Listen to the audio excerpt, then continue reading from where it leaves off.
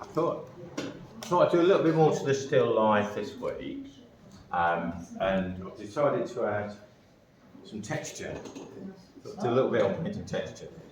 And I was thinking it might be a bit of a squeeze to try and fit them in there, so I'll just do this bit on another board.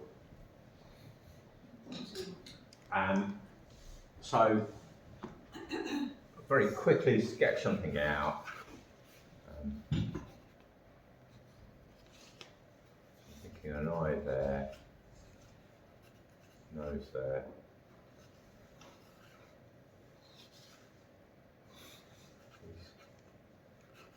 Not particularly well posed.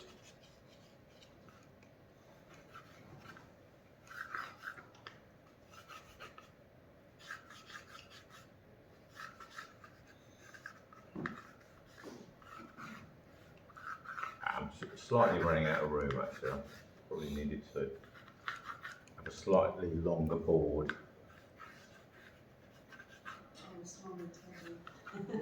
Sorry? Or a smaller teddy. Or a smaller teddy, or pushing further back. Yeah. Yeah. Right, so I'll move the orange then. Right, so yeah, that can be a very quick bit of drawing. Hey, Mary.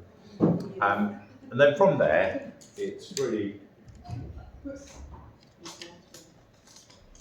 think I'll put a little bit of background in first. So this is in a fair bit of shadow, a little bit of cerulean and a tiny bit of brown to grey it down. So it's quite a dark shadow in there. Let's try and get some shadows in first. And that lines up. I won't paint all the background, but I'll just give you a little bit around. There he is. This is acrylic, so it's going to dry really quickly. So, a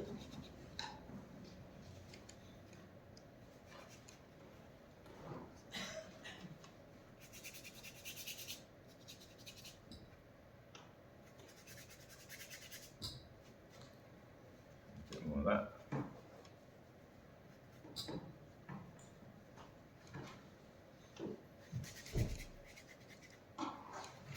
Yeah, I think I won't worry about the legs. I'll just do that about there. That'll be plenty.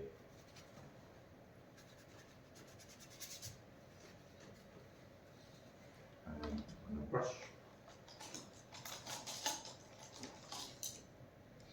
And then from there, it's really looking at the lights and darks. So before I start to really try and look at the texture so much, it's really looking at where the light planes are and the shadow planes.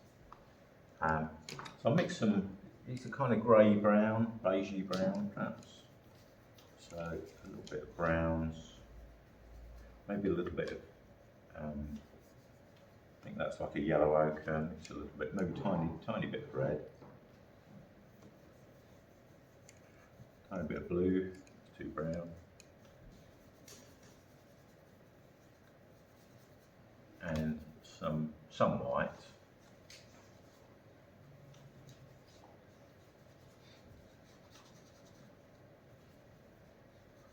Right, so what I'm really doing is just kind of screwing my eyes up, half closing my eyes. It's a little bit too brown, so that's more yellow.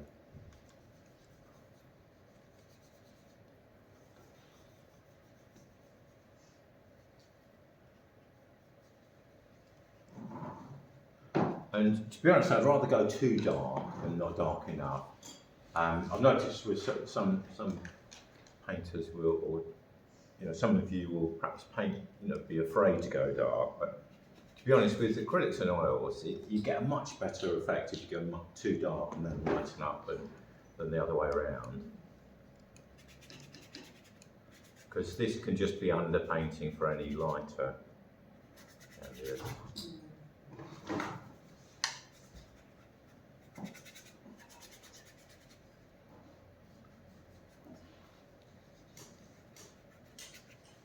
And actually today we've got a nice strong sunlight, well, not exactly sun, but light, daylight, let's call it, coming through, so that's quite nice. So we've got some quite nice, interesting, strong contrasts. And then once I've got that, I'm sort of thinking, well, this is slight, you know, I'm seeing slight pinkiness here, so I can paint some of that into the lighter bits and into here. There's a strong shadow there. Slightly small brush for that.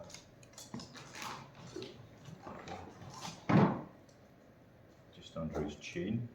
So just make some sort of darker shadows in here. Just keep a really dark shadow just in here.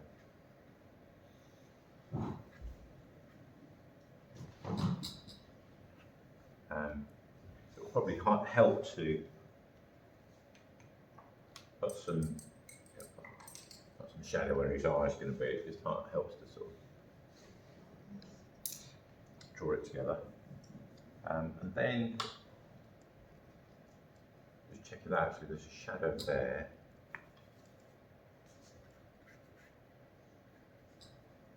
Maybe just slightly bluey there. Maybe there's a little bit of blue from the backcloth reflecting there. Just trying to look into the shadow areas, see if there are any other colours reflected. Slightly darker there, but a little bit lighter just here.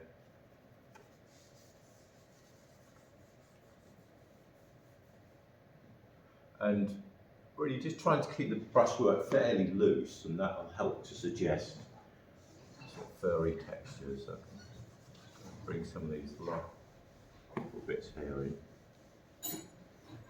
odd strands at the edges.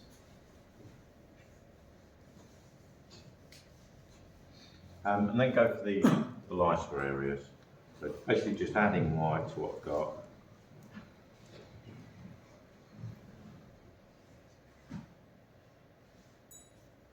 That's a little bit shadowy there.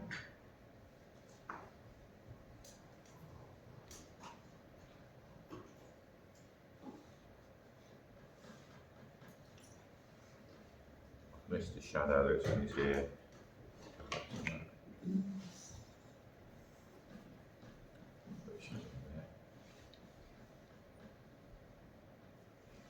Actually, sometimes that can work quite nicely, working the light and then the dark over the top or into it. Kind of alternating between lighter and darker marks, and then perhaps some bits of smaller wispy marks. And then even brighter still. One or two. Not pure white, but just almost pure white.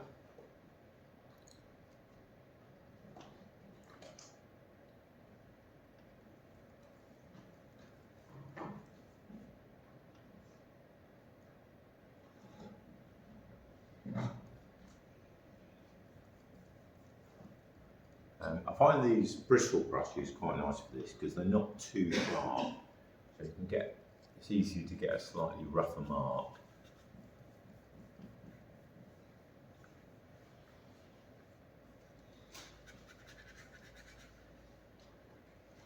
So again, that should be almost lightest tone, and then just go slightly lighter still with this smaller brush.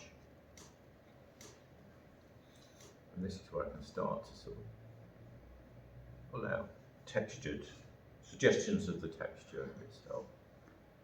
Bits of highlight here and there. I need to go a tiny bit darker actually behind there.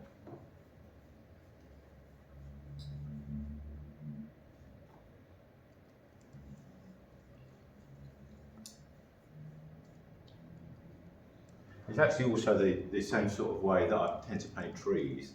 You know, once I've got some lights and darks down, I'll then go backwards and forwards between the darks and the lights, and just alternate the brush marks. There's a little bit of light catching here. And really just trying to keep the brushwork fairly fluid, fairly lively. His other eye is just tucked in here somewhere.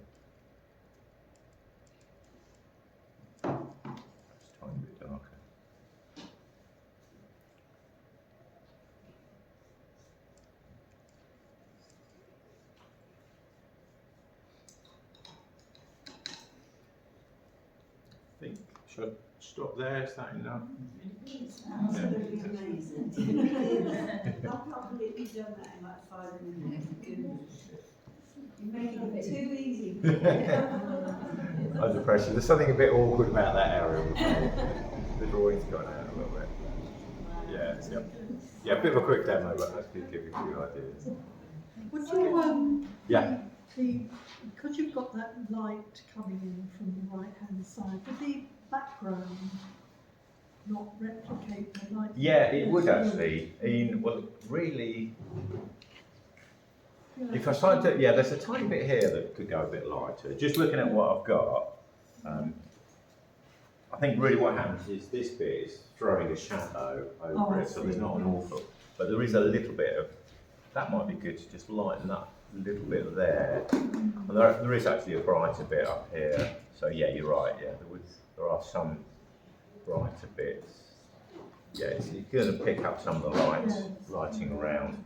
And that, that really will help, when you bring some of the light catching that, and then it catches the bear, it all makes kind of, it's called light logic, and it just makes sense, that this bit shadow, this bit's light, and just seeing that light, that pattern of light going through. Catches, yes. Yeah, I think I made them too wide here, haven't I? Just go a bit narrower here or something. That might be better. Okay.